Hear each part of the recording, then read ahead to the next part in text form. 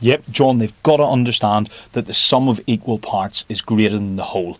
Understand what every single person's motivation in that room is, find it, and bring it into your sales meeting.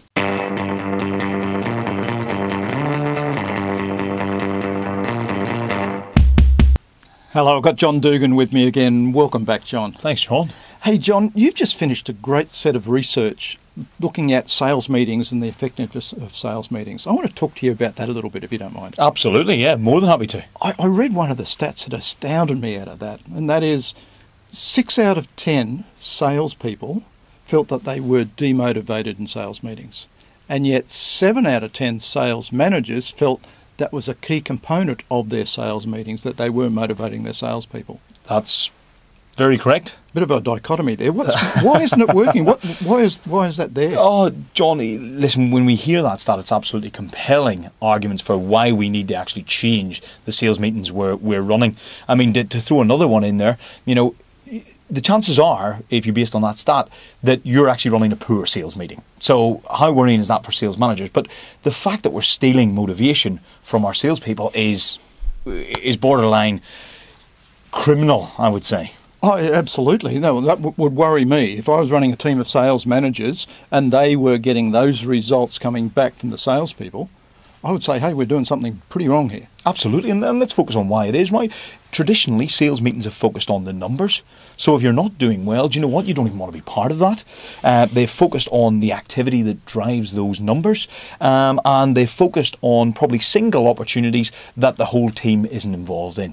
So if we look at areas to improve that, which is what we should do, we're looking at, you know, how do we use sales meetings, number one, to not only drive activity, but to look at motivating around activity to get results. And if your sales meeting isn't predominantly affecting sales results, it's not a sales meeting that you're running. But also, how do we use it for skill development of our people and the opportunity to role play active opportunities in our pipeline? And you've got a whole group of different individuals in your sales team. If they can all be learning from each other, and sales meeting's got to be a good place for that to happen. Absolutely, and if they don't need to be there, don't bring them into the sales meeting. That's an easy crime to stop doing.